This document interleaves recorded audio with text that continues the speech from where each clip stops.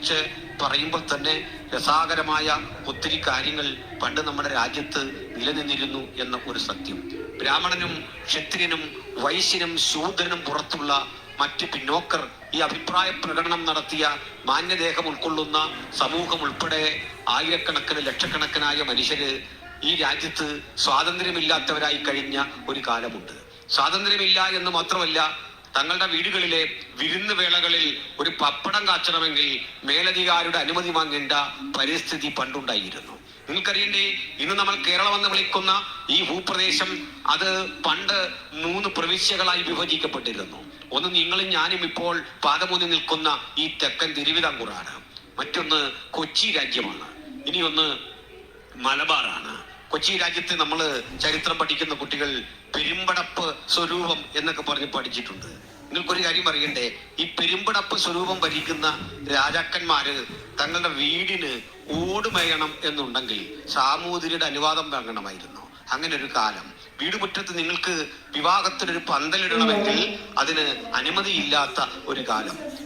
എന്തിന് നമ്മുടെ അമ്മയ്ക്ക് മാറുമറയ്ക്കാൻ അനുമതിയില്ലാത്തൊരു കാലം ഒരിക്കൽ നമ്മുടെ രാജ്യത്ത് ഒരു 100 കൊല്ലമൊക്കെ മുമ്പ് രൂപപ്പെട്ടിരുന്നു എന്ന ദയനീയമായൊരു സത്യം നമ്മൾ അറിയാതെ പോകരുത്. പിന്നെയുമുണ്ട് ചില വസ്തുതകൾ വിളിച്ചു പറയാൻ. 1843 ബ്രിട്ടീഷുകാരുടെ കാലഘട്ടത്തിൽ തന്നെ അടിമകളുടെ വ്യാപാരം പാടെ നിഷേധിച്ചുവെങ്കിലും എത്രയെത്ര ഹീനമായ നിലയിൽ അടിമകളെ വിൽക്കുന്ന ചന്തകൾ നമ്മുടെ ഈ രാജ്യത്തുണ്ടായിരുന്നു എന്ന് നിങ്ങൾ മറക്കരുത്. കോട്ടയത്തേക്ക് നിങ്ങൾ വന്നാൽ തിരുനക്കര എന്നൊരു സ്ഥലമുണ്ട്. ആ തിരുനക്കരയിലെ സ്ഥിതി എന്തായിരുന്നു? അടിമകളെ വിൽക്കുകയും വാങ്ങുകയും ചെയ്യുന്ന ഒരു ചന്തയായിരുന്നു ഈ തിരുനക്കര. അവിടെയുള്ള ക്ഷേത്രത്തിന്റെ മുമ്പിലൂടെ ഈഴവർ ആദിയായ പിന്നോക്ക ജാതിക്കാർ കടന്നു പോകരുത് എന്ന് എഴുതി വെച്ച ഒരു തീണ്ടാ പലക ഉണ്ടായിരുന്നു. ആ പലക എടുത്തുകൊണ്ട് ഉച്ചിലുള്ള ചെറുപ്പക്കാർ മീനച്ചിലാറ്റിൽ ഒഴുകിക്കൊണ്ട് അതിനെതിരെ നടത്തിയ പ്രതിഷേധങ്ങളുണ്ട്. ഇത്തരത്തിലുള്ള പ്രതിഷേധങ്ങളുടെ പരിണിത ഫലമായിട്ട് അന്ന് നിലനിന്നിരുന്ന വൃത്തിഹീനങ്ങളായ ജാതി ആചാരങ്ങളുടെ പരിണിത ഫലമായിട്ട് ഇന്ന് വൈക്കം ബസ് സ്റ്റാൻഡിന്റെ അരികിലായിട്ട് ഒരു ചെറിയ കുളം പണ്ടുണ്ടായിരുന്നു. ആ കുളം മൂടിക്കൊണ്ടാണ് വൈക്കത്ത് ബസ് സ്റ്റാൻഡ് ഉണ്ടാക്കിയിരിക്കുന്നത്. ആ കുളത്തില് നിരവധി ഈഴവ യുവാക്കളെ വേലുത്തമ്പി ദളവ കൊന്നൊടുക്കുന്ന പരിസ്ഥിതി നിലവിൽ നിന്നിരുന്നു. ഇതൊക്കെ ജാതിയാചാരങ്ങളുടെ ഒരു വല്ലാത്ത മാറാപ്പ് കെട്ടിക്കൊണ്ട് മലയാളിയെ എങ്ങനെയല്ല ഈ രാജ്യത്തെ വ്യവസ്ഥിതി പീഡിപ്പിച്ചു എന്നതിന്റെ 100 തെളിവുകളിൽ ഒന്നാണ്. ഈ പരിസ്ഥിതിക്കൊക്കെ മാറ്റം വരുത്തിയത് വിശുദ്ധ ബൈബിളാണ് എന്ന് ഞങ്ങൾ ഉച്ചത്തിൽ ഉച്ചൈസ്തരം ഉദ്ഘോഷിക്കുവാൻ ചരിത്രത്തിന്റെ പിൻബലം ഞങ്ങളുടെ പക്കലുണ്ട് എന്ന് ആത്മാഭിമാനത്തോടെ ഈ രാത്രി പ്രസ്താവിച്ചു കൊള്ളട്ടെ. അതിന്റെ എങ്ങനെയാണ് ബൈബിൾ ഇത്തരം കാര്യങ്ങളിൽ ഇടപെട്ടത് എന്നറിയണമെങ്കിൽ കേണൽ മൺറോ എന്നുള്ള ഒരു ദിവാനെ പറ്റി പഠിക്കണം. അയാളുടെ ഇടപാടുകളെ പറ്റി പഠിക്കണം. ആ കാലഘട്ടത്തിൽ ഇന്ത്യയിൽ നടന്ന പലവിധത്തിലെ കേരളത്തിൽ നടന്ന പലവിധത്തിലെ ലഹളകളെ പറ്റി പഠിക്കണം. ഇതൊക്കെ ഞാൻ വിശദാംശങ്ങളായിട്ട് ചില വീഡിയോകളിൽ പറഞ്ഞിട്ടുണ്ട്. ചിലതും ചെയ്യാൻ വേണ്ടി ആഗ്രഹിക്കുകയാണ്. വലിയ തിരക്കുകൾക്ക് നടുവിലാണ് ഇന്ന ദിവസങ്ങളിൽ ആയിരിക്കുന്നത്. അല്ലെങ്കിൽ ഇതൊക്കെ സമഗ്രമായി പറയുവാൻ എനിക്ക് ആഗ്രഹമുണ്ടായിരുന്നു. പ്രിയപ്പെട്ടവരെ, നമ്മുടെ രാജ്യം കടന്നുപോയ വേദനാജനകമായ പരിസ്ഥിതിയിൽ ഇങ്ങനെ അവഗണിക്കപ്പെട്ട മനുഷ്യർക്ക് അവർക്ക് സ്വന്തം തുരുത്തുകൾ ആവശ്യമാണ് എന്ന് കണ്ടപ്പോൾ അവർ സ്വാഭാവികമായി തിരഞ്ഞെടുത്ത വഴിയാണ് യേശുവിന്റെ പാദപീഠം. അത് പണം കൊടുത്തോ പ്രലോഭനം കൊടുത്തോ ഒന്നുമായിരുന്നില്ല, മറിച്ച് ജീവൻ പകരം വിലക്കി വെച്ച് അങ്ങനെ പ്രാണൻ യേശുവിന് വേണ്ടി സമർപ്പിക്കപ്പെട്ട 100,000 ക്രൈസ്തവ സഹന സമര ഭടന്മാരുടെ ചോരയിൽ രൂപപ്പെട്ടു വന്ന മാർഗമാണ് യേശുക്രിസ്തുവിന്റെ സുവിശേഷത്തിന്റെ മാർഗം. അത് ഒരു പിടി അന്നത്തിന് വേണ്ടിയോ ഒരു നാണയത്തുട്ടിന് വേണ്ടിയോ അടയരുക വെക്കാതെ അതിന്റെ മൂല്യവും അതിന്റെ വ്യവസ്ഥിതിയും കനമുള്ളതാണ് എന്ന് ഉറപ്പിച്ചു പറയാനുള്ള ആർജവം ഹൃദയത്തിലെന്തിക്കൊണ്ട് ആ സുവിശേഷത്തിന്റെ ഉള്ളടക്കം ഞങ്ങൾ ഇങ്ങനെ വീണ്ടും ഉദ്ഘോഷിക്കട്ടെ. മറ്റൊരുത്തലും രക്ഷയില്ല.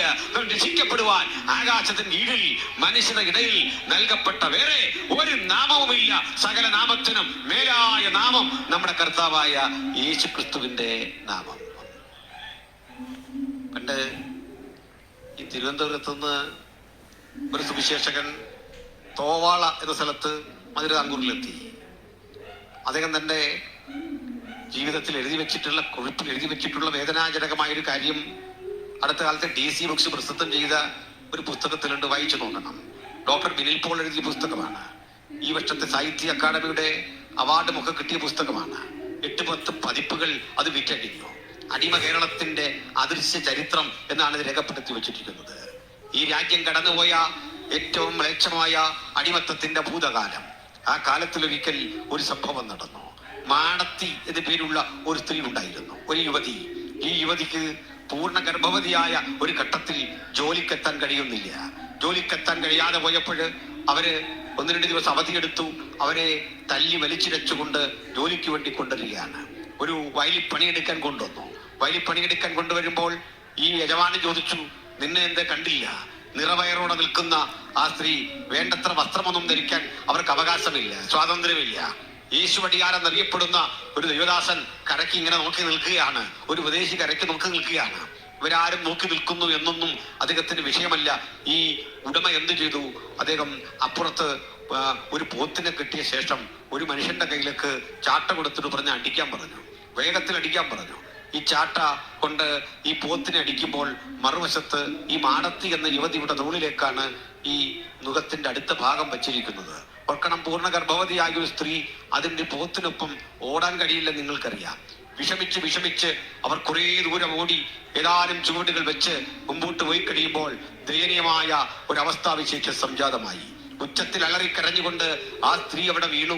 ആ വേദനക്കിടയിൽ അവൾ ഒരു ചോരക്കുഞ്ഞിന് ജന്മം കൊടുത്തു. അഴുക്ക് ചാലിലെ താഴെ കിടക്കുന്ന ആ നിലത്തെ വെള്ളം കുടിച്ച് ആ കുഞ്ഞ് താഴേക്കൊന്ന് മുങ്ങി അമർന്നു. ആ കുഞ്ഞിന്റെ പ്രാണൻ പൊലിഞ്ഞു, അമ്മയുടെ പ്രാണനും പൊലിഞ്ഞു. ആ ചോരയിൽ നിന്ന് രൂപപ്പെട്ടു വന്ന മഹത്തരമായ ആശയമാണ് വിമോചനത്തിന്റെ സുവിശേഷം. അത്തരം സാധാരണ മനുഷ്യരെ, ആർക്കും വേണ്ടാത്തവരെ, അന്നം നിരാകരിക്കപ്പെട്ടവരെ, സമൂഹത്തിൽ സ്വാതന്ത്ര്യമില്ലാത്തവരെ, അത്തരം അടിവച്ചങ്ങളെ മുഴുവൻ വെട്ടിമാറ്റിക്കൊണ്ട് സ്വാതന്ത്ര്യത്തിന്റെ ശുദ്ധവായു ശ്വസിക്കുവാൻ പ്രേരിപ്പിച്ച ഉത്കൃഷ്ട മാർഗമാണ് സുവിശേഷം. അത് റോമൻ സാമ്രാജ്യത്തിൽ മാത്രമല്ല, ലോകത്തിന്റെ 5 വൻകരകളിലും സ്വാതന്ത്ര്യവും സമാധാനവും സമത്വവും ഉലകത്തിന് നൽകിക്കൊടുക്കാൻ കഴിയുന്ന ഒരൊറ്റ തത്വസംഹിതയുണ്ടെങ്കിൽ ഞങ്ങൾ വിശ്വസിക്കുന്ന, ഞങ്ങൾ പ്രസംഗിക്കുന്ന കർത്താവായ യേശുക്രിസ്തുവിന്റെ സുവിശേഷമാണ്. ഹല്ലേലൂയ. അതുകൊണ്ട് ഈ വിമർശിക്കുമ്പോ ആളുകൾ വസ്തുതകളൊക്കെ പഠിച്ചിട്ട് പറയാനായിട്ട് ശ്രമിക്കണം, കാര്യങ്ങൾ മനസ്സിലാക്കി പ്രതികരിക്കാനായിട്ട് ശ്രമിക്കണം. ഇത് മാത്രമേ എനിക്ക് പറയാനുള്ളൂ. പക്ഷെ ഒന്ന് ഞാൻ പറയട്ടെ, എന്തുകൊണ്ടാണ് എല്ലാ മനുഷ്യർക്കും ഒരുപോലെ ഞങ്ങൾ എതിരാളികളായി തീരുന്നത്? ഈ രാജ്യത്ത് ഏതെങ്കിലും സ്ഥാപനത്തിന് ബോംബ് വെക്കുന്നവരല്ല ഞങ്ങൾ. ഏതെങ്കിലും തരത്തിലെ മറ്റു മനുഷ്യരെ ഉപദ്രവിക്കുവാൻ, ഏറ്റുമുട്ടുവാൻ ഒന്നും പോകുന്ന കലാപകാരികളല്ല. പക്ഷെ സകല മനുഷ്യർക്കും നമ്മൾ ഒരുപോലെ ശത്രുക്കളായി തീരുന്നതിന്റെ കാരണം നമ്മൾ ചെയ്യുന്ന ഒരു പ്രവൃത്തിയുടെ റിസൾട്ടാണ്, ഒരു ഇമ്പാക്റ്റ് ആണ്. പലതരം പ്രവൃത്തികളിലൂടെ വലിയ ഒരു റിസൾട്ട് ഉൽപ്പാദിപ്പിക്കാൻ കഴിയുന്നത് ഈ ദൈവവചനത്തിനും സുവിശേഷത്തിനുമാണ്. ഞങ്ങൾ ഇന്ന് പ്രസംഗിക്കുമ്പോൾ ആ പ്രസംഗത്തിനൊരു റിസൾട്ട് ഉണ്ട്, പാട്ട് പാടുമ്പോൾ ആ പാട്ടിനൊരു റിസൾട്ട് ഉണ്ട്. ഒന്നുമല്ല, മുഴങ്കാലിരുന്ന് പ്രാർത്ഥിച്ചാൽ പ്രാർത്ഥിക്കാനിരിക്കുന്ന ദൈവൈതൽ മുഴങ്കാൽ മടക്കുന്ന ഇവിടെയാണെങ്കിൽ വിദൂരങ്ങളിൽ വലിയ വലിയ മാറ്റം സാധിച്ചെടുക്കാൻ ആ പ്രാർത്ഥനയ്ക്ക് സാധിക്കും എന്ന് ഞങ്ങൾ ഹൃദയംഗമായി വിശ്വസിക്കുന്നു. പ്രാർത്ഥനയാൽ, ആരാധനയാൽ, ദൈവവചനത്തിന്റെ ധ്യാനത്താൽ കഴിയാത്ത ഒരു കാര്യവുമില്ല എന്ന് അനുഭവം കൊണ്ട് വിശ്വസിക്കുന്ന ദൈവമക്കളുടെ ഭാഗമാണ് ഞാനും നിങ്ങളുമെല്ലാം. ഹല്ലേലൂയ. ഇതിനും ഒത്തിരി കാര്യങ്ങളുണ്ട്. അതിലേക്ക് ക്രമാനുഗതമായി ഞാനൊന്ന് വരിക, ശ്രദ്ധിച്ചിരിക്കണം. പ്രിയപ്പെട്ടവരെ, നമ്മുടെ പൗലോസ്ലീഹ ഈ സുവിശേഷ പ്രചരണാർത്ഥം ഈ അന്ത്യോക്യയിൽ നിന്ന് യാത്ര തിരിക്കുക, പലയിടങ്ങളിൽ കൂടി കടന്നുപോയി. ഫിലിപ്പിയ എന്നൊരു സ്ഥലത്ത് വന്നു. ഫിലിപ്പിയ എന്നൊരു സ്ഥലത്ത് വരുമ്പോൾ ഈ ഫിലിപ്പിയിലെ ഒരു സഹോദരിയാണ് ആദ്യമായി സുവിശേഷത്തിന് വേണ്ടി ഹൃദയം തുറന്നു. അവരുടെ വീട് തുറന്നു. ആ ഭർത്താവും കുടുംബവും എല്ലാം യേശുവിനെ അറിയുന്ന പരിസ്ഥിതി സംജാതമായി. ലുദിയ ഒരു സമ്പന്ന സ്ത്രീയാണെന്നാണ് ചരിത്രം പറയുക. കാരണം അവരെ രക്താംബരം വിൽക്കുന്ന വലിയ തൊഴിലിൽ ഏർപ്പെട്ടിരുന്ന ഒരു വലിയ ബിസിനസ്സുകാരിയാണ്, ഒരു ബിസിനസ് കുടുംബമാണ്. അവർ യേശുവിനെ രക്ഷിതാവായി സ്വീകരിച്ചു. തൊട്ടനന്തരം നമ്മൾ കാണുന്നത് മറ്റൊരു കാഴ്ചയാണ്. ഒരു മനോരോഗിയായ പൈശാചിക ശക്തിയെ ശരീരത്തിൽ ആവഹിപ്പിച്ചു വെച്ച് ഭാവി പറയുന്ന ഒരു സ്ത്രീയെ, ആ സ്ത്രീ അവർക്കും മാറ്റമുണ്ടാവുകയാണ്. ഈ പട്ടണത്തിൽ നിന്നുകൊണ്ട് ആ സ്ത്രീക്ക് മാറ്റമുണ്ടാകാൻ ഒരു കാരണം, അതുവഴി കടന്നു പോകുന്ന പൗലോസിനെയും മറ്റ് അപ്പോസ്തലന്മാരെയും കണ്ടിട്ട് അവൾ ഒരു തന്ത്രം പ്രയോഗിക്കുകയാണ്. ഒരു സേറ്റനിക് തന്ത്രം, ഒരു സാത്താന്യമായ തന്ത്രം. ഞാൻ പറയട്ടെ, നിഗൂഢ വിദ്യകൾ, ആഭിചാര കർമ്മങ്ങൾ, മാന്ത്രിക ശക്തികൾ അവർക്കാർക്കും സുവിശേഷത്തിന്റെ ശക്തിയോട് എതിരിടുവാൻ കെൽപ്പില്ല എന്നുള്ളതാണ് ഒരു യാഥാർത്ഥ്യം. ഹല്ലേലൂയ. അതുകൊണ്ട് ഇത്തരം ആരാധനകളെ, ഇത്തരം പ്രാർത്ഥനകളെ, ഇത്തരം രീതികളെ, ഇത്യാദി ആഭിചാര കർമ്മങ്ങളിലൂടെ, ക്രിയകളിലൂടെ എങ്ങനെ നേരിടാൻ കഴിയുമെന്ന് ലോകത്താരെങ്ങനെ പരിശ്രമിച്ചാലും തകർക്കാൻ കഴിയാത്ത വിധത്തിൽ സുവിശേഷത്തിന്റെ വ്യതിരിക്തത അത് സവിശേഷതയുള്ളതാണ്. അതുകൊണ്ട് ഇതാ ഭാവി പറയുന്ന ഈ മന്ത്രവാദിനി വിളിച്ചു പറയുകയാണ്, ഇതാ അത്യുന്നതനായ ദൈവത്തിന്റെ ദാസന്മാർ കടന്നു പോകുന്നു, അവർ രക്ഷാമാർഗം നിങ്ങളോട് അറിയിക്കാൻ വരിക. കേട്ടാൽ ആളുകൾക്ക് തോന്നണം ഇത് ഞങ്ങളും നിങ്ങളുമല്ല ഒരേ കാര്യം പറയുന്നു എന്ന് തോന്നണം. പക്ഷേ ഇവളെങ്ങനെ നിൽക്കുക? ശരീരമാസകലം രക്തമൊലിപ്പിച്ച് ഒരു കൊടുവാള് കയ്യിലെത്തിക്കൊണ്ട് ഒരു വെളിച്ചപ്പാടത്തി, ബൈബിൾ ആ പദം എടുക്കുന്നത്, വെളിച്ചപ്പാടത്തിയായി ലക്ഷണം പറഞ്ഞ് യജമാനന്മാർക്ക് ലാഭം വരുത്തി കൊടുക്കുന്ന ഒരു സ്ത്രീ. ആ പെൺകുട്ടിയിലേക്ക് ഈ ദുരാത്മാവ് കിടക്കും. ദുരാത്മാവ് ഒരുവന്റെ ഉള്ളിലേക്ക് കിടന്നാൽ അവന്റെ ഐഡന്റിറ്റി മാറും. അതൊരു ലഹരി പോലെയാണ്. അത് അവനെ അടിമുടി മാറ്റിക്കളയും. ആ പെൺകുട്ടിയുടെ സൗന്ദര്യം ചുരുത്തിക്കളഞ്ഞു, അതിന്റെ കണ്ണുകളുടെ കാന്തി നഷ്ടപ്പെടുത്തി കളഞ്ഞു, അതിന്റെ വിശുദ്ധി നഷ്ടപ്പെടുത്തി കളഞ്ഞു, അതിന്റെ കാര്യക്ഷമത നഷ്ടപ്പെടുത്തി കളഞ്ഞു. അവൾ ഭീകര രൂപിണിയായി ശരീരമാസകലം ചോരയൊലിപ്പിച്ച് കയ്യിൽ കൊടുവാള് ബന്ധിക്കൊണ്ട് ഇങ്ങനെ ഉറഞ്ഞു തുള്ളിക്കൊണ്ടിരിക്കുക. നോക്കണേ പ്രിയപ്പെട്ടവരെ, സുബോധമുണ്ടെങ്കിൽ അങ്ങനെ തുള്ളാൻ കഴിയില്ലല്ലോ. നിങ്ങളിൽ ഒരാൾക്ക് അങ്ങനെ ആകാൻ കഴിയില്ലല്ലോ. കാരണം സ്ത്രീ കൂടുതൽ അവരുടെ ശരീരത്തെ ശ്രദ്ധിക്കുന്നു, പരിസരത്തെ ശ്രദ്ധിക്കുന്നു, പക്വമതിയാകാൻ ആഗ്രഹിക്കുന്നു. പക്ഷേ തന്റെ ഉള്ളിൽ ആവശിക്കപ്പെട്ട സാത്താന്യ ശക്തികളുടെ ഇടപെടൽ കൊണ്ട് അവൾ പുലമ്പുകയാണ്. പല നാൾ അവൾ ഇങ്ങനെ ചെയ്തു വന്നു. ഒടുക്കം പൗലോസ് അവളിലുള്ള ഭൂതത്തെ ശാസിച്ചു. അത് അവളെ വിട്ടുപോയി. അവൾക്ക് സുബോധം വന്നു. സുബോധം വന്നു കഴിഞ്ഞപ്പോൾ നമ്മൾ അഭിനന്ദിക്കുകയാണ് വേണ്ടത്. കാരണം അവളുടെ ശരീരത്തിൽ ആവസിപ്പിച്ചു വെച്ചിരിക്കുന്ന ശക്തിയെ തട്ടിമാറ്റാൻ ലോകത്തൊരുത്തരം കഴിയാതെ വന്നപ്പോൾ, ഒരു ക്രിയയ്ക്കും കഴിയാതെ വന്നപ്പോൾ പ്രാർത്ഥന മനുഷ്യന്റെ ഒരു ശബ്ദം മതിയായിരുന്നു അത് മാറ്റിയെടുക്കാനെങ്കിൽ.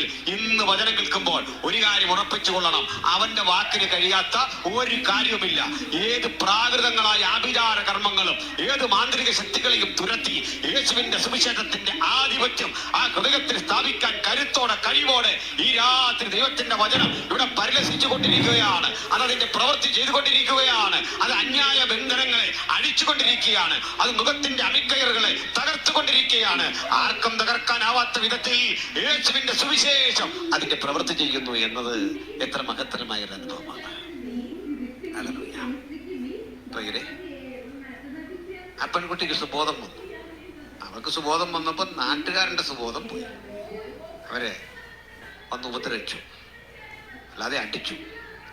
അവിടെ രസകരമായൊരു പ്രയോഗം, കോൽക്കാരെ വരുത്തി അടിപ്പിച്ചു. കണ്ടോ, അടി കണ്ടില്ലേ? അടി അറിയാവുന്ന, പണി അറിയാവുന്ന ആളുകളെ കോലുകൊണ്ട് കൊണ്ടുവന്ന് അത്ര ആയുധമൊക്കെ കൊണ്ടുവന്ന് അടിപ്പിച്ചു. നമ്മളൊന്നും അടിച്ചാല് അടിക്കൊരു ശാസ്ത്രീയമായ അടിത്തറ കാണൂല എന്ന് ഓർത്തായിരിക്കും നമ്മൾ അടിക്കണ്ട. അടിക്കാൻ കഴിയുന്ന ഒരുതരം പ്രാകൃതമായ ഗുണ്ടായുസം അത് വന്ന് ജയിച്ചു. ഭീകരമായിട്ട് അടിച്ചു. അടിച്ചിട്ട് കാരാഗൃഹത്തിനകത്താക്കി. ആ കാരാഗൃഹത്തിനകത്ത് അർദ്ധരാത്രി അവർ പാടി ആരാധിച്ചപ്പോൾ ദൈവത്തിന്റെ പ്രവൃത്തി വെളിപ്പെട്ടു. കാരാഗൃഹ പ്രമാണിയും രക്ഷിക്കപ്പെട്ടു. 3 തരം മനുഷ്യര് ഫിലിപ്പിയായി യേശുവിനെ സ്വീകരിച്ചു. ആലോചിച്ച് നോക്കി. ഒന്നാരാണ്? അനുഗ്രഹീതയായ ലുദിയ. മറ്റൊന്ന് ഒരു മനോരോഗിയായ വെളിച്ചപ്പാടത്തിയായ സ്ത്രീ. ഇപ്പോൾ വന്നത് കാരാഗൃഹ പ്രമാണി. സ്തോത്രം. അടുത്ത ഘട്ടം, ഇവര് കേസല്ല എഴുതി തള്ളി, അടിയൊക്കെ കൊടുത്തില്ല. ഇപ്പൊ കേസൊന്നും ഇല്ല, പോട്ടെ.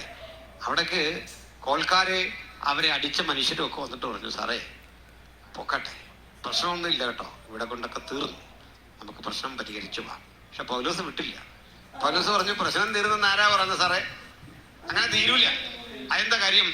നിങ്ങള് തല്ലി, തല്ലും കൊണ്ട് നിങ്ങൾ ജയിക്കണം. പക്ഷെ ഒരു ചോദ്യമുണ്ട്. ഒരു റോമാ പൗരനെ വിചാരണ കൂടാതെ അടിക്കുന്നത് വിഹിതമോ? പറഞ്ഞു. അത് കേട്ടപ്പോ അടിക്കാൻ വന്നവൻ പേടിച്ചു. കാരണം വന്നവർക്ക് ആർക്കും റോമാ പൗരത്വം ഇല്ല. ഈ പൗരത്വം എന്താണെന്നും അതിന്റെ വില എന്താണെന്നും ഒക്കെ അറിഞ്ഞെങ്കിൽ മാത്രമേ അതിന്റെ ഗൗരവം പിടികിട്ടൂ. അപൂർവമായി മാത്രം വന്ന് അതിസമ്പന്നർക്ക് കിട്ടുന്ന പൗരത്വം റോമിൽ പരമ്പരാഗതമായി അനുഭവിച്ചു പോന്ന ഒരു കോടീശ്വരന്റെ മകനാ ഈ പൗലോസ് എന്നറിയപ്പെടുന്നത്. ഒരു കപ്പൽ പ്രമാണിയുടെ മകൻ, ഭാഷാ നിപുണൻ, സർവനാലും ആദരിക്കപ്പെട്ടവൻ ഈ അടി പൊതിരെ വാങ്ങിയത് എന്തിനാന്നറിയണ്ടേ? അറിവില്ലാഞ്ഞിട്ടല്ല, സമ്പത്തില്ലാഞ്ഞിട്ടല്ല, ആർജവമില്ലാഞ്ഞിട്ടല്ല. താൻ വിശ്വസിക്കുന്ന യേശുവിന്റെ സുവിശേഷത്തിന് വേണ്ടി എങ്ങനെ ബലിയാടാകണമെന്ന് ക്രിസ്തു പഠിപ്പിച്ച നാൾ മുതൽ ത്യാഗം സഹിക്കുന്നത് ഒരു പുതുമയല്ല എന്ന് തിരിച്ചറിഞ്ഞുകൊണ്ട് യേശുവിന് വേണ്ടി സേവനമനുഷ്ഠിക്കാൻ നമ്മൾ യോഗം കഴിഞ്ഞ് വെറുതെ പോകരുത്. യേശുവിന് വേണ്ടി സമർപ്പിതരായിട്ട് ദൈവമക്കൾ ഇന്നിവിടം വിട്ടു പോകാവൂ. യേശുവിന് വേണ്ടി ചിലതൊക്കെ ചെയ്യാനുള്ള സന്നദ്ധത ഹൃദയാന്തർഭാഗത്ത് രൂപപ്പെട്ടിട്ട് നിങ്ങൾ ഇവിടുന്ന് മടങ്ങാവൂ. സ്തോത്രം. അങ്ങനെ പൗലോസിനെ ഉപദ്രവിക്കുന്നു. ഈ കാര്യമൊക്കെ കഴിഞ്ഞ് അപ്പോസ്തലൻ മുമ്പോട്ട് പോവുകയാണ്. അടുത്തൊരു സ്ഥലത്ത് ചെല്ലുന്നുണ്ട്. അത് കൊരിന്താണ്. മറ്റൊരു സ്ഥലം എഫെസോസ് ആണ്. ഇനി ഒരു സ്ഥലം അഥേനയാണ്. എവിടെ ചെന്നോ ഒരു കാര്യം ഉറപ്പാണ്, 100 കണക്കിന് മനുഷ്യര് യേശുവിനെ സ്വീകരിച്ച് മുമ്പോട്ട് വരിക. 100 കണക്കിന് ആളുകൾ. പ്രിയപ്പെട്ടവരെ, നിങ്ങളൊരു കാര്യം ഓർക്കണം.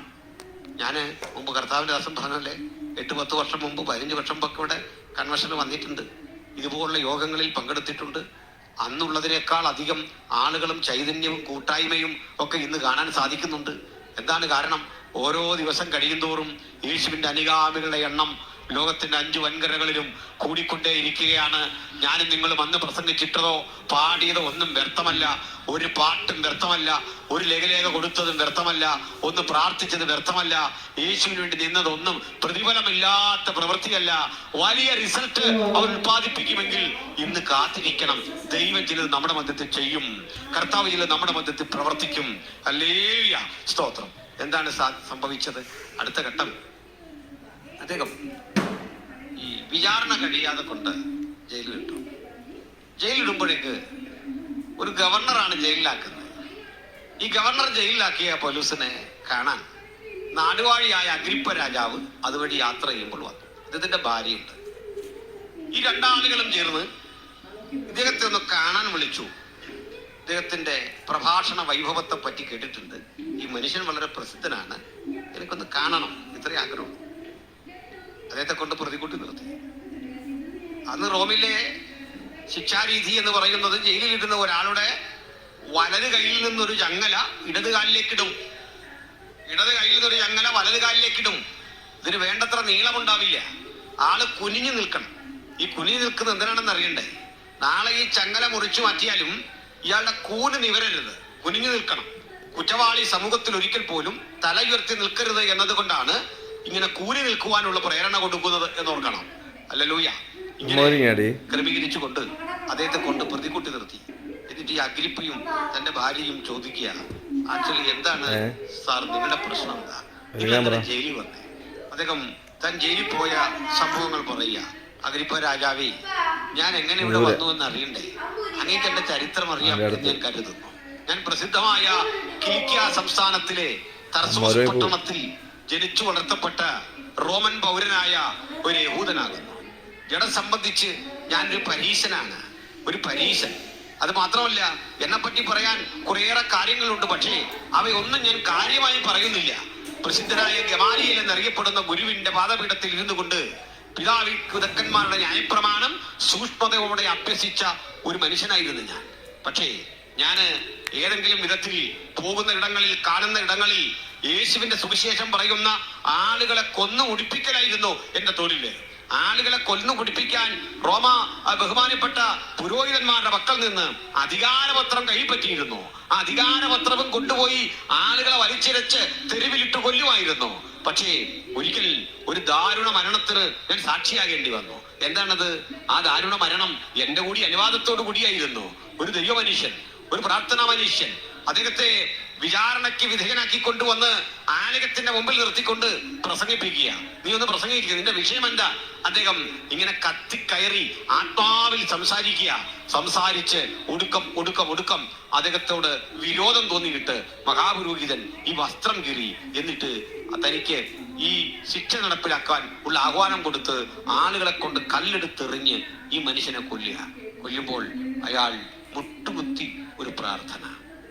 ആ പ്രാർത്ഥനയിൽ ഇത്രേ പറഞ്ഞുള്ളൂ, ഈ പാപം അവരുടെ മേൽ നിർത്തരുതേ, ഈ ചെയ്യുന്നവരുടെ മീതെ ഈ പാപം നിർത്തരുതേ. ക്രൂശിതനായ ക്രിസ്തുവിന്റെ ഈ പ്രാർത്ഥന ക്രൂശിൽ കിടന്നിങ്ങനെ ഇവർ ചെയ്യുന്നത് എന്തെന്ന് അറിയായികയാൽ ഇവരോട് ക്ഷമിക്കണമേ. ക്ഷമാപണത്തോടെ ആ വലിയ ഒരു പ്രാർത്ഥന മുമ്പോട്ട് വെച്ചപ്പോൾ എന്താണ് അടുത്ത ഘട്ടം എന്ന് നിങ്ങൾക്ക് അറിയണ്ടേ? ഈ പ്രാർത്ഥന ദൈവം കേട്ടു. ആ പ്രാർത്ഥനയുടെ ഉത്തരമായിരുന്നു വിശുദ്ധ പൗലോസ് എന്ന അഭിഷിക്തന്റെ ജനനം. എന്റെയും നിങ്ങളുടെയും ചിലതരം പ്രാർത്ഥനകൾ വലിയ അഭിഷിക്തന്റെ രൂപവൽക്കരണത്തിന് ഹേതുവാകുമെങ്കിൽ, നാശഗ്രസ്തമായ അനുഭവത്തിൽ നിന്ന് ദൈവം കണ്ടെത്തിയ ചിലരുടെ രൂപവൽക്കരണത്തിന്റെ സമയം സമാഗതമായി എന്ന് ഓർത്തുകൊണ്ട് പ്രാർത്ഥിക്കണം. ദേശത്ത് ദൈവത്തിന് ആവശ്യമുള്ള ചിലരുണ്ട്. ഈ കൺവെൻഷൻ തീരുമ്പോൾ, ഈ യോഗം തീരുമ്പോൾ കൊടുംകൃപണകൾ മാനസാന്തരപ്പെട്ട് നെടുമ്പാട് വീട് കരഞ്ഞ് പാപത്തെക്കുറിച്ച് പശ്ചാത്താപ വിവശരായി യേശുവിനെ അനുഗമിക്കാൻ കഴിയുന്ന പരിസ്ഥിതി സംജാതമായി തീരണം. അല്ലല്ലോയ്യ. ചിലർക്ക് മതലഹരിയാണെങ്കിൽ ചിലർക്ക് മദ്യലഹരിയാണ്. ഈ വേറെ ചില ആളുകൾക്ക് മയക്കുമരുന്നുകളുടെ ലഹരിയാണ്.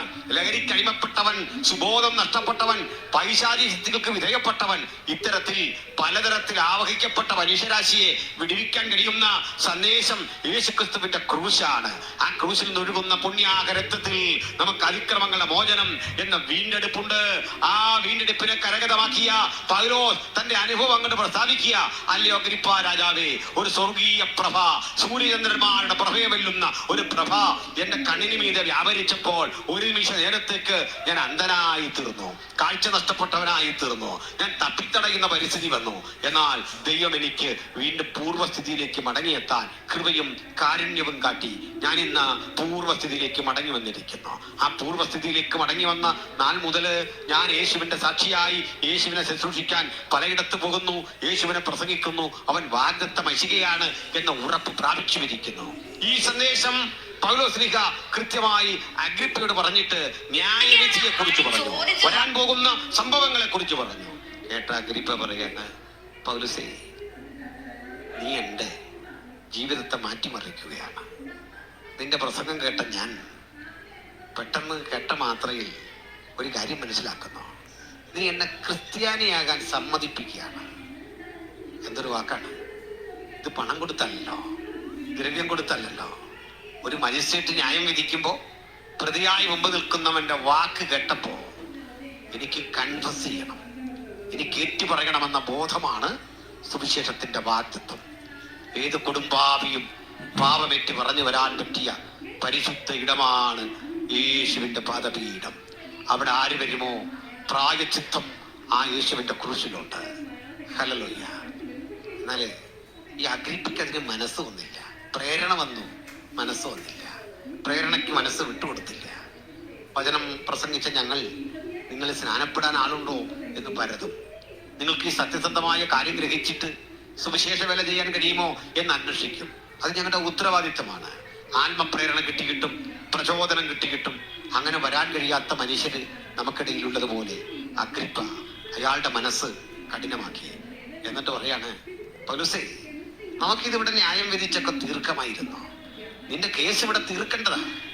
പക്ഷെ എനിക്ക് കഴിയാത്തൊരു കാര്യം, നീ കൈസറെ അഭയം ചൊല്ലി നീ കോടതി പോവാന്ന് കിട്ടും. അതുകൊണ്ട് ഓൾറെഡി ഇത് കോടതിയുടെ പരിഗണനയിൽ പോയൊരു വിഷയമായതുകൊണ്ട് നിന്നെ റിലീസാക്കാൻ എനിക്ക് കഴിയില്ല. പൗലോസ് സമ്മതിച്ചു. കാരണം പൗലോസിന് ആ കോടതിയോട് ഭയമില്ല. കാരണം വളരെ നാളുകൾ പ്രാർത്ഥിച്ചിട്ടാ റോമയിലേക്കുള്ള യാത്ര നടന്നിട്ട് ഈ കൈസറെ അഭിമുഖം കാണുന്നത്. ആരാണ് ഈ കൈസർ എന്നറിയണ്ടേ? ആയിരക്കണക്കിന് രാജാക്കന്മാരും നൂറുകണക്കിന് സാമന്തന്മാരും ഒക്കെ സ്വന്തമുള്ള ഒരു ചക്രവർത്തിയുടെ പേരാണ് കൈസർ. ഒരു സ്ഥാനപ്പേരാണ്. അയാളുടെ സാമ്രാജ്യ വലിപ്പം കേൾക്കണ്ടേ? 4000 മൈലാണ് അതിന്റെ നീളം, അതിന്റെ വീതി 5000 മൈലാണ് അതിന്റെ നീളം. അപ്പൊ 5000 മൈൽ നീളത്തിൽ 4000 മൈൽ വീതിയിൽ കിടക്കുന്ന വിശാലമായ ഒരു സാമ്രാജ്യം. ആ സാമ്രാജ്യത്തിന്റെ അധിപതിയെ എനിക്ക് നേരിട്ടൊന്ന് കാണണം. നമുക്കിന്ന് അങ്ങനെ ഒരു പ്രധാനിയെ കാണാൻ എത്ര കടമ്പ കിടക്കണം. അതാ റോമാ പൗരന്റെ കഴിവേ. റോമാ പൗരനെ സംബന്ധിച്ചിടത്തോളം തനിക്ക് ചക്രവർത്തിയെ കാണണമെങ്കിൽ കണ്ടേ പറ്റൂ. അങ്ങനെയാണ് റോമിലെ നിയമം. അതുകൊണ്ട് അല്ലയോ പൗലോസേ, നിന്നെ വെറുതെ വിടാൻ എനിക്ക് ആഗ്രഹമുണ്ട്, പക്ഷേ ഞാൻ വെറുതെ വിടുന്നില്ല. ബിക്കോസ് നീ അഭയം ചൊല്ലി, കൈസറെ അഭയം ചൊല്ലി. നീ ചെല്ലുക, കൈസറെ കാണുക. ഇങ്ങനെ കൈസറെ കാണാനുള്ള ആ യാത്രയുടെ ഭാഗമായി 276 280ഓളം ആളുകളെ കയറ്റിയ ഒരു കപ്പലിങ്ങനെ പോവുകയാണ്. ഹിപ്പാലസ് എന്നറിയപ്പെടുന്ന ഒരു കൊടുങ്കാറ്റുണ്ട്. ഈ കാറ്റിന്റെ ഗതി അനുസരിച്ചാണ് കപ്പലിന് വേഗത കൂടുന്നത്. ഇതനുസരിച്ച് ഇങ്ങനെ യാത്ര ചെയ്യണം. പായ്ക്കപ്പലിലാണ് യാത്ര. യാത്ര മധ്യേ ഈ കപ്പൽ പോകുന്ന ആ ചാലുകളുണ്ട്. ആ ചാലില് ഈ കപ്പൽ നിരന്തരം അതുവഴി തന്നെ പായിച്ച് അനുഭവ സമ്പത്തുള്ള ക്യാപ്റ്റനും മാലുമിയും ഒക്കെ ഉണ്ട്. കപ്പലുമായി ബന്ധപ്പെട്ട ജീവനക്കാരുണ്ട്. പക്ഷെ പൗലോസ് എന്നവരോട് പറഞ്ഞ ഒരു കാര്യം, സുഹൃത്തുക്കളെ, നിങ്ങൾ ഈ വഴി പോകരുത്, ഈ വഴി പോകരുത്, അപകടം അവിടെ പതിയിരിപ്പുണ്ട്, മറ്റൊരു വഴി നമുക്ക് അവിടേക്ക് പോകാം. ഇത് കേട്ട മാത്രയില് ഈ പൗലോസിന്റെ വാക്കുകളെ അവർ വിശ്വസിച്ചില്ല. അനുഭവം കൊണ്ട് അവർ നേരിട്ടിട്ട് പറയുകയാണ്, സ്നേഹിത, ഇത് ഞങ്ങളുടെ ആദ്യ യാത്രയൊന്നുമല്ല, ഞങ്ങൾ വെൽ എക്സ്പീരിയൻസ്ഡ് ആണ്. ഈ കപ്പൽ ഈ കടലിലൂടെ പലയാവർത്തി ഞങ്ങൾ കൊണ്ടുപോയിട്ടുണ്ട്, അനവധി കപ്പൽ ഛേദങ്ങൾ ഞങ്ങൾ കണ്ടിട്ടുണ്ട്. പക്ഷേ നീ പറഞ്ഞ വഴിക്കൊന്നും പോകാൻ കഴിയില്ല. എന്തുപറ്റി? നല്ല നിലയിൽ യാത്ര തിരിച്ച ഈ സംഘം കുറേ ദൂരം മുമ്പോട്ട് പോകുമ്പോഴേക്കും പ്രകൃതി ആകപ്പാടെ മാറി, അന്തരീക്ഷം ആകപ്പാടെ മാറി, കലുഷിതമായ ഒരു കാലാവസ്ഥ സംജാതമായി. വല്ലാത്ത ഭീതിജനകമായ ആ കാഴ്ച ആളുകളുടെ പ്രതീക്ഷ മുഴുവൻ നശിപ്പിച്ചു. ആ പ്രതീക്ഷയിൽ ഒരു കാര്യം ഓർത്തുകൊള്ളണം, ഈ യാത്രയിൽ പൗലോസിനോട് ഈ ക്യാപ്റ്റനുമൊക്കെ ഒരു കാര്യമാണ്, അറിവുള്ളൊരു മനുഷ്യൻ, മറ്റു കുറ്റമൊന്നുമല്ല അയാൾ ചെയ്തത്, എങ്കിലും ചങ്ങല ധരിപ്പിച്ചിട്ടുണ്ട്. ചങ്ങല ധരിപ്പിച്ച കുറേയധികം പടയാളികൾ, കുറേയധികം കുറ്റവാളികൾ ഈ വാഹനത്തിൽ യാത്ര ചെയ്യുന്നുണ്ട്. യാത്ര പുരോഗമിക്കുകയാണ്. അപ്പോഴാണ് ഈ കാറ്റും കോളും കടലും ഒക്കെ വന്ന് ഈശാനമൂലൻ എന്ന അതിശക്തമായ കാറ്റടിക്കുന്നു. കപ്പൽ ആടി ഉലയുന്നു. ജീവിതത്തിന്റെ പ്രതീക്ഷകൾ ഓരോരുത്തർക്കും നഷ്ടപ്പെടുന്നു. നഷ്ടപ്പെടുമ്പോ അന്ന് രാത്രി പ്രാർത്ഥിക്കുന്ന പൗലോസ് ഒരു ദർശനം കാണുകയാണ്. ആ ദർശനം കണ്ടിട്ട് സന്തോഷചിത്തനായി ഉണർന്ന് ആ സന്ദേശം അവരോട് പറയുകയാണ്, അല്ലയോ ക്യാപ്റ്റൻ, അല്ലയോ കപ്പൽ ജീവനക്കാരെ, നിങ്ങൾ എന്റെ വാക്ക് കേട്ടനുസരിക്കാതെ ഈ വിധം ഒരു വഴി തിരഞ്ഞെടുത്തതാണ് ആപത്തിന് ഹേതു. ചിലപ്പോഴൊക്കെ ദൂതറിയിക്കുന്നവന്റെ ശബ്ദം ദുർബലമായിരിക്കാം, നിങ്ങളുടെ കയ്യിൽ ചങ്ങല ഉണ്ടായിരിക്കാം, നിങ്ങൾ തളയ്ക്കപ്പെട്ട വ്യക്തിയായിരിക്കാം. ദൂതിന്റെ വിലയാണ് ഭക്തന്റെ വില എന്ന് ഇന്ന് രാത്രി തിരിച്ചറിഞ്ഞുകൊള്ളണം. ദൂതറിയിക്കുന്ന ആ ഭക്തന്റെ വാക്കുകളെ മുന്നോട്ട് മാറ്റിക്കളഞ്ഞുകൊണ്ട് പരിഗണന കൊടുക്കാതെ കപ്പൽ ചെന്നുപെട്ടത് വലിയ ദുരന്തത്തിലാണ്. അതുകൊണ്ട് പറഞ്ഞു, നിങ്ങൾ എന്റെ വാക്കിനേക്കാൾ നിങ്ങളുടെ ശാസ്ത്ര വിധികളെ വിശ്വസിച്ചു. എന്റെ വാക്കുകളെക്കാൾ നിങ്ങൾ വിശ്വസിച്ചത് മറ്റു പലരും പറഞ്ഞ ആലോചനകളാണ്, അത് നിങ്ങളുടെ അനുഭവങ്ങളാണ്. പക്ഷേ ഇന്ന് സ്ഥിതി മാറിയിരിക്കുന്നു, പരിസ്ഥിതി മാറിയിരിക്കുന്നു, സാവകാശങ്ങൾ മാറിയിരിക്കുന്നു. ഇനി നിങ്ങൾക്ക് ഒന്നേ ചെയ്യാനുള്ളൂ, ഒറ്റ കാര്യം. എന്താണത്? പൗലോസ് പറയുകയാണ്, നിങ്ങളുടെ ഈ യാത്രയിൽ നമ്മുടെ കപ്പലിന് ആപത്ത് വരും, കപ്പൽ തകരും, പക്ഷെ നിങ്ങളുടെ പ്രാണൻ ആപത്ത് വരത്തില്ല, നിങ്ങളൊക്കെ രക്ഷപ്പെടും. നല്ലൊരു കേൾക്കാൻ ആഗ്രഹിച്ച ദൂതാണ് അവർ കേട്ടത്. ചില നഷ്ടങ്ങൾ വരും, പക്ഷെ പ്രാണന് നഷ്ടം വരത്തില്ല. ചില നഷ്ടങ്ങൾ വന്നുകൊള്ളട്ടെ, അർഹതപ്പെട്ട നമ്മുടെ പ്രാണനുണ്ടല്ലോ, അതുകൊണ്ട് ഇനിയും നേടിയെടുക്കാൻ ചിലതുണ്ട്. ഇന്നലകളിലെ നഷ്ടങ്ങളെ മുഴുവൻ മുഖത്ത് നോക്കിയിട്ട് പറയണം, എനിക്ക് പ്രാണൻ തിരികെ തന്ന ദൈവം ചില പുതിയ നേട്ടങ്ങൾക്ക് വേണ്ടി എന്നെ ഇതുവഴി കൊണ്ടുവന്നതാണ്. അങ്ങനൊന്നും തോറ്റുകൊടുക്കാൻ കഴിയാത്ത വിധത്തിൽ എന്റെ മീതെ ഒരു ആത്മനിയോഗമുണ്ട്, ദൈവിക നിയോഗമുണ്ട്. ആടി ഉലയുന്ന കപ്പലിൽ ഭക്ഷ്യവസ്തുക്കളെടുത്ത് കടലിൽ കളയാം, വിലപിടിപ്പുള്ള വസ്തുക്കളൊക്കെ പോകട്ടെ എന്ന് വെക്കാം, അതിനകത്ത് എന്തെല്ലാം കൊണ്ടുപോകുന്നുണ്ട്, അതൊക്കെ പോകട്ടെ. എന്റെ പ്രാണൻ അവരെനിക്ക് മടക്കി തന്നിരിക്കുന്നു, എന്റെ ജീവൻ അവരെനിക്ക് മടക്കി തന്നിരിക്കുന്നു. ആ ദൂതൊക്കെ പറഞ്ഞു. പക്ഷെ അവർ ദുഃഖിതരാണ്. 14 രാത്രികൾ ഭക്ഷണം കഴിക്കാതെ, ആ വേണ്ടത്ര ജലപാനം ചെയ്യാതെ കുറെ ആളുകൾ ഈ കപ്പലിൽ പോവുക. അവർക്ക് പലർക്കും രോഗങ്ങൾ പിടിക്കും, അവർക്ക് ബുദ്ധിമുട്ടുകൾ ഉണ്ടാകും. കാരണം മരണപ്രതീക്ഷ തൊട്ട് മുമ്പിൽ വന്നാൽ എങ്ങനെയാണ് ഭക്ഷണം കഴിക്കുക? സ്വസ്ഥതയോടെ കഴിക്കാൻ പറ്റുമോ? അസ്വസ്ഥത നിങ്ങളെ വേട്ടയാടും. ഇന്ന് പല വീടുകളും ഇതുപോലെ അല്ലേ പ്രിയപ്പെട്ടവരെ? എല്ലാം ഉണ്ട്. ആ കപ്പലിൽ ദിവസങ്ങൾ കഴിയാനുള്ള ആഹാരമുണ്ട്, ചൂടാക്കി കഴിക്കാനുള്ള സംവിധാനങ്ങളുണ്ട്, കൽക്കരി കൊണ്ടുണ്ടാക്കിയ മറ്റ് അടുപ്പും സംവിധാനങ്ങളും. പക്ഷേ ഒന്നും കഴിക്കാൻ ഇല്ല. എവിടൊക്കെയോ ഒരു യാന്ത്രികത അനുഭവപ്പെടുന്നു, എവിടൊക്കെയോ ഒരു കുറവ് അനുഭവപ്പെടുന്നു. ഇന്ന് ദൂരത്തും ചാരത്തും ഈ വചനം കെട്ടി നിൽക്കുന്ന പ്രിയപ്പെട്ടവർക്കുള്ളില് ഇത്തരം ചില വേദനകൾ ഇങ്ങനെ അഭിരമിക്കുന്നുണ്ടെങ്കിൽ ഇതാ ഒരു ആശ്വാസത്തിന്റെ വചനം. 14 രാവുകൾ സ്വസ്ഥത നഷ്ടപ്പെട്ട നിന്റെ ജീവിതത്തിന് ഊടും പാവം നൽകുന്ന ഒരു ദൂത് ദൈവത്തിന്റെ വൃത്തൻ പ്രാപിച്ചിട്ട് പറയാ, എന്റെ ദൈവം, ഞാൻ സേവിച്ചു നിൽക്കുന്ന എന്റെ ദൈവം തന്റെ ദൂതനകച്ച് കഴിഞ്ഞ രാത്രി എന്നോട് സംസാരിച്ചു. ഹല്ലേലൂയ. മുഖാമുഖം സംസാരിക്കുന്ന ഒരു മഹാദൈവം, കാതുകളിൽ തന്റെ ശബ്ദം കേൾപ്പിക്കുന്ന ഒരു മഹാദൈവം. ഒരാളുടെ രക്ഷയല്ല, കപ്പലിൽ യാത്ര ചെയ്യുന്ന 276 ആളുകളുടെ രക്ഷയ്ക്ക് വേണ്ടിയും ഒരുവൻ മുഴങ്കാൽ മടക്കിയപ്പോൾ 2 മുഴങ്കാലുകൾ ഒരുമിച്ച് ഒരേ സമയത്ത് മടങ്ങിയപ്പോൾ 276 പേരുടെ പ്രാണന്റെ വില ഇത്രത്തോളം പ്രാർത്ഥനയിൽ അന്തർലീനമാണെന്ന് എന്താണെന്ന് തിരിച്ചറിഞ്ഞുകൊണ്ട് ഭക്തൻ അവന്റെ പ്രവൃത്തി ചെയ്തെങ്കിൽ ഈ രാത്രി ഉണരട്ടെ ഭക്തൻ, പ്രാർത്ഥിക്കട്ടെ. ദേശത്തിന് വേണ്ടി, സഭയ്ക്ക് വേണ്ടി, കുടുംബത്തിന് വേണ്ടി നാളുകളായി അസ്വസ്ഥപ്പെടുന്ന ജീവൽ പ്രതിസന്ധികളുടെ മീതെ ഒരു ജയം തരാൻ യേശുവിന്റെ സാന്നിധ്യം ഇത് നമ്മുടെ കൂടെയുണ്ട്. കർത്താവിന്റെ സാന്നിധ്യം നമ്മുടെ കൂടെയുണ്ട്. ആണ്ടിയുള്ളിലല്ലേ കപ്പൽ, പ്രതീക്ഷയില്ല. അതിസാരവും പനിയും ഒക്കെ വന്ന് ആളുകൾ അങ്ങോട്ടും ഇങ്ങോട്ടും പുലപ്പൻ പറയുന്നു. വെള്ളം കുടിക്കാൻ തോന്നുന്നില്ല, ആഹാരം കഴിക്കാൻ തോന്നുന്നില്ല, കഴിക്കുന്ന ഭക്ഷണത്തിന് ടേസ്റ്റ് ഇല്ല, കയ്യിൽ ധരിച്ചിരിക്കുന്ന ചങ്ങല അതുകൊണ്ട് ബുദ്ധിമുട്ടനുഭവിക്കുന്ന കുറെ തടവ് പുള്ളികൾ, അവർക്ക് മേൽതൊട്ടം വഹിക്കുന്ന കുറെ ഉദ്യോഗസ്ഥന്മാർ. ലക്ഷ്യം നഷ്ടപ്പെട്ട കപ്പല് ഇത് ഇടിക്കും, ഇത് തകരും. മഞ്ഞുമലകളുണ്ട്, പാറക്കെട്ടുകളുണ്ട്, പടുകുറ്റൻ തിരകളുണ്ട്. എവിടെയോ തകരുന്ന ഈ കപ്പലിനുള്ളിലെ യാത്ര പോലെ നിരാശപ്പെട്ട ജീവിതങ്ങൾ ഇന്ന് ഈ വചനം കേൾക്കുന്നെങ്കിൽ ഇപ്പോഴാകുന്നു സുപ്രസാദ കാലം, ഇപ്പോഴാകുന്നു രക്ഷാ ദിവസം.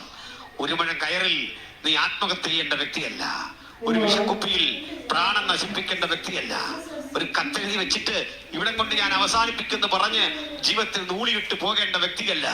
പലരും എഴുതി തള്ളി ഇടത്ത് നിന്ന് കരുത്തോടെ ശക്തിയോടെ അതിജീവിച്ചു വരാൻ ഒരു ദൈവകൃപ ഇന്ന് രാത്രി നിന്റെ മീതെ വ്യാപരിക്കുക, കുടുംബത്തിന് മീതെ വ്യാപരിക്കുക. നഷ്ടപ്പെട്ടു പോയ ജീവിതത്തിന്റെ അത്തരം കൃപകളെ മടക്കി വരുത്തിക്കൊണ്ട് ഒരു ലക്ഷ്യം നിനക്ക് തരാൻ കഴിയുന്ന മഹാദൈവം ഇന്ന് നമ്മോട് സംസാരിച്ചു കൊണ്ടിരിക്കുക. വചനത്തിൽ വിശ്വസിക്കണം, ദൈവത്തിന്റെ പ്രവർത്തനത്തിൽ വിശ്വസിക്കണം. പ്രിയരേ, ഇതാ അപ്പോസ്തലൻ എന്നോട് പറയാണ്, നിങ്ങൾ ഇനി ഭക്ഷിക്കാതിരിക്കല്ലേ. പ്രഭാതത്തിൽ വിളിച്ചുണർത്തി. ഇവരെ വിളിച്ചുണർത്താൻ ചങ്ങല ധരിച്ചൊരു മനുഷ്യൻ അനുഭവിക്കുന്ന പാടുറക്കണം, ഉച്ചത്തിൽ ശബ്ദമുണ്ടാക്കണം. 14 ദിവസമായിട്ട് നിങ്ങൾ ഭക്ഷണം കഴിക്കുക, അത് നിന്റെ പ്രാണന്റെ രക്ഷയ്ക്കുള്ളതാ. ഒന്നുകൂടി, ഈ യാത്രയിൽ ഈ കപ്പലിലല്ലാതെ നിങ്ങളുടെ ഒരു മുടി പോലും പൊഴിഞ്ഞു പോകാത്ത വിധത്തിൽ ഒരു സംരക്ഷണത്തിന്റെ കവചം ഈ കപ്പലിന് ചുറ്റുമുണ്ട്. ചിലരൊക്കെ കാണുന്ന ആടിയുലയുന്ന കപ്പലാണെങ്കിൽ കാണുന്നത് സംരക്ഷണത്തിന്റെ കവചമാണ്. ചിലർ കാണുന്നത് പ്രളയ സമാനമായ അന്തരീക്ഷമാണെങ്കിൽ ഭക്തൻ കാണുന്നത് മാരുവിലിന്റെ മനോഹാരിതയാണ്. ജയമെടുക്കാൻ പ്രാർത്ഥനയോടെ നമുക്ക് അടുത്തില്ല, കൊടുക്കും. എന്താണ് ഇവിടെ സംഭവിക്കുന്നത്? ദൈവമക്കളെ ശാബുദം സശ്രദ്ധം നമുക്കൊന്ന് നോക്കാം. കുറെ ദൂരം പിന്നിട്ടു. പൗലോസിന്റെ ധൈര്യം കണ്ടപ്പോ അവർക്കും ധൈര്യം വന്നു. ആരും ഭക്ഷണം കഴിച്ചു. ധൈര്യമുള്ളവരോട് കൂടിയാൽ നമുക്ക് ധൈര്യം ഉണ്ടാകും. നിരാശപ്പെട്ടവരോട് കൂടിയാൽ നിങ്ങൾക്ക് നിരാശ ഉണ്ടാകും. പ്രതീക്ഷ ഉള്ളവന്റെ ഒപ്പം ചേർന്ന് നിൽക്കാൻ ഭക്തൻ പഠിക്കട്ടെ. സ്വപ്നം കാണുന്നവനൊപ്പമേ, പ്രതീക്ഷ ഉള്ളവനൊപ്പമേ, ദർശനമുള്ളവനൊപ്പമേ, പ്രാർത്ഥന ഉള്ളവനൊപ്പമേ ഭക്തൻ അങ്ങോട്ട് യാത്ര ചെയ്യുക, കൊടുക്കും. വളരെ രസകരമായൊരു കാര്യം ഇവിടെ നടക്കുക. കപ്പല് കരയോട് ഏതാണ്ടൊക്കെ അടുക്കുന്നു എന്നറിഞ്ഞപ്പോൾ ഈയമിട്ട് കരയുമായുള്ള അകലം കണ്ടുപിടിക്കുന്ന ഒരു പഴയ സാങ്കേതിക വിദ്യ. ചാടിൻ്റെ അറ്റത്ത് ഈയം കെട്ടി ദൂരം എത്രയുണ്ടെന്ന് അറിഞ്ഞറിഞ്ഞറിഞ്ഞ് ഏതാണ്ട് കരയോടടുത്തു എന്നറിഞ്ഞപ്പോൾ ഈ കപ്പലിൽ നിന്ന് രക്ഷാപ്രവർത്തനത്തിന് ഏർപ്പെടുത്തിയിട്ടുള്ള കുറെ ആളുകൾ ഇവരെ രക്ഷിക്കാൻ എന്ന ഭാവത്തിൽ വള്ളം കടലിലിട്ടിട്ട് ഇവര് ഇതിൽ കയറി രക്ഷപ്പെടാൻ പോവാ. എന്തിനാന്നറിയണ്ടേ? തടവുള്ളികൾ ഇതിനകത്ത് ചാകുന്നെങ്കിൽ ചാകട്ടെ, അതുമല്ലെങ്കിൽ മറ്റു യാത്രക്കാർ ചാകുന്നെങ്കിൽ ചാകട്ടെ, സ്വയരക്ഷ. ഇത് പൗലോസിന് മനസ്സിലായി. അദ്ദേഹം അവിടെ പറയുന്നൊരു വാക്ക് അമ്പരപ്പിക്കുന്നൊരു പ്രയോഗ. സഹോദരന്മാരെ, ഇതാ കപ്പലോട് ബന്ധിച്ചിരിക്കുന്ന ചെറിയ വള്ളങ്ങളുണ്ട്. ആ വള്ളങ്ങൾ ഇവർക്ക് വെള്ളത്തെടുത്തിട്ടിരിക്കുക. എന്നിട്ട് കയറിൽ പിടിച്ചിറങ്ങി അവർ മാത്രം രക്ഷപ്പെടാനുള്ള ട്രിക്ക. അവരിതിൽ കഴിഞ്ഞല്ലാതെ നിങ്ങൾക്ക് രക്ഷപ്പെടാൻ കഴിയില്ല. അതുകൊണ്ട് ആ കയറ് വെട്ടിക്കളയുക. ഒരു കയറ് വെട്ടിക്കളഞ്ഞു. അവിടുത്തെ ഒരു പദപ്രയോഗം എന്നെ അമ്പരപ്പിച്ചത്. 276 പേര് യാത്ര ചെയ്യുന്ന കപ്പലിൽ പൗലോസ്ലീഹ പറയുക, ഈ കപ്പലിൽ ഇപ്പോൾ ഉള്ള വള്ളങ്ങളുണ്ടല്ലോ, രക്ഷാപ്രവർത്തനത്തിന് വേണ്ട വള്ളങ്ങൾ, അത് കയറുമായി ബന്ധിച്ചിരിക്കുക. അത് വെട്ടി ആ വള്ളം പൊക്കോട്ടെ. ഇവരെ കപ്പലിനെ നിയന്ത്രിക്കാനില്ലെങ്കിൽ അടുത്ത് സംഭവിക്കുന്ന ഇതിലും വലിയ ദുര്യോഗമാ. അടുത്ത വാക്കാ ശ്രദ്ധിക്കേണ്ടത്. അവർ കപ്പലിൽ കഴിഞ്ഞല്ലാതെ നിങ്ങൾക്ക് രക്ഷപ്പെടാൻ കഴിയില്ല. എന്നാ പിന്നെ പറയേണ്ടത് നമുക്കെന്നല്ലേ? നമ്മളെല്ലാം ഇതിൽ യാത്ര ചെയ്യല്ലേ? നമുക്കെന്നാ പറയണ്ടേ? നമ്മളെല്ലാം പോക്കാന്നാ പറയണ്ടേ? പക്ഷെ പൗലോസ് പറയാ, അവരിതിൽ നിന്നല്ലാതെ നിങ്ങൾക്ക് രക്ഷപ്പെടാൻ കഴിയില്ല. എന്താ കാര്യം? ഞാൻ സേവിച്ചു നിൽക്കുന്ന എന്റെ ദൈവം കഴിഞ്ഞ രാത്രി എന്റെ അരികിൽ വന്നൊരു ദൂത് പറഞ്ഞു, നീ കൈസറുടെ മുമ്പിൽ നിൽക്കും. ഞാൻ കൈസറുടെ മുമ്പിൽ നിൽക്കുമെന്ന് സ്വർഗത്തിലെ ദൈവം ഒരു ദൂത് പറഞ്ഞെങ്കിൽ, ഒരു പ്രവചനം പറഞ്ഞെങ്കിൽ, കപ്പലല്ല എന്റെ രക്ഷ, കെട്ടുവള്ളമല്ല എന്റെ രക്ഷ, എന്നെ അക്കരെ എത്തിക്കുമെന്ന് പറയുന്ന കപ്പിത്താനോ മാലുമിയോ അല്ല എന്റെ രക്ഷ. എന്റെ രക്ഷ ഉയരത്തിൽ നിന്ന് വരുന്നു, എന്റെ രക്ഷ സർവേശ്വരിൽ നിന്ന് വരുന്നു, എന്റെ രക്ഷ